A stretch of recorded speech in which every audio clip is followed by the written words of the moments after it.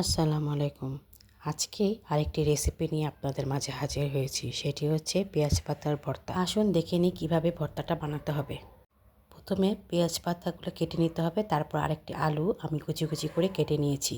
পেঁয়াজ পাতাগুলো সিদ্ধ করে নিলাম। একটি প্যান বসিয়ে হাফ কাপ সরষের তেল দিয়ে দিলাম। তারপর আলু, টমেটো, রসুন, পেঁয়াজগুলো সিদ্ধ হতে দিয়েছি। সিদ্ধ হয়ে গেলে সেগুলোকে নাড়াচাড়া করে আবার উল্টিয়ে পাল্টিয়ে দিতে হবে আরেক সাইড সিদ্ধ হওয়ার জন্য। তারপর আবার এটাকে নাড়াচাড়া করে লালচে করে ভেজে নিতে হবে। তারপর আস্তে আস্তে সবগুলো তুলে নেওয়া হয়ে গেলে পেঁয়াজ পাতাগুলো ফ্রাই প্যানে দিয়ে ঢেকে আবার এটাকে ভাজা ভাজা করতে হবে, কিন্তু খেয়াল রাখতে হবে যেন শক্ত না হয়, একটু নরম করে ভাজতে হবে।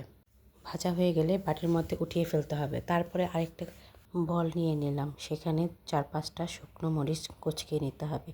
তারপরে পেঁয়াজ, ধনেপাতা এবং লবণ দিয়ে ভালো করে মিক্স করতে হবে। তারপরে সেই আলু, টমেটো, পেঁয়াজ এবং যে রসুনগুলো ভালো করে কুচকিয়ে নিতে হবে যেন কোনো দানাদার না থাকে। তারপর পেঁয়াজ পাতাগুলো দিয়ে দিলাম, দিয়ে ভালো করে মিক্স করতে হবে। বাস হয়ে গেল আমাদের পেঁয়াজ পাতার ভর্তা।